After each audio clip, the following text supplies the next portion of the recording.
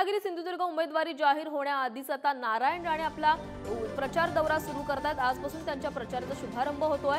नारायण राणे आज रत्नागिरी आणि सिंधुदुर्ग दौऱ्यावर आहेत। नारायण राणेंच्या प्रचारामुळे उमेदवारी निश्चित झाल्याचेही संकेत मिळतात। रत्नागिरी सिंधुदुर्ग मतदारसंघातील नागरिकांच्या भेटीगाठीही ते घेणार आहेत। तर आजपासून नारायण राणे यांच्या प्रचाराला सुरुवात होतीये।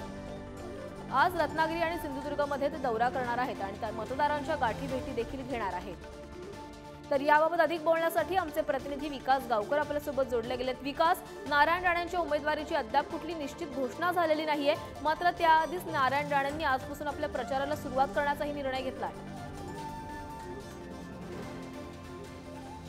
नक्कीच जर बघितलं तर आजपासून राणे कोकणात दाखल होत आहेत आणि आजपासून त्यांच्या प्रचाराला खऱ्या अर्थाने सुरुवात होणार आहे। राणे दुपारी 12 वाजता जे आहे ते आपली बैठक घेणार आहेत आणि त्यानंतर 4 वाजता त्यांची मेळावा होणार आहे आणि हा जो मेळावा आहे तो भारतीय महायुतीच्या एकूणच सर्व पक्ष आहेत त्यांचा मेळावा होणार आहे। आणि एकूणच या पार्श्वभूमीवर आज जी किरण सामंत आणि नारायण राणे यांच्यामध्ये जी रंगत पाहायला मिळत होती त्यामध्ये कुठेतरी आज एक ट्विस्ट पाहायला मिळाला की किरण सामंत यांनी आज सकाळी एक स्टेटस टाकलेलं होतं आणि या स्टेटसमधून त्यांनी आपण माघार घेतल्याचं म्हटलं होतं।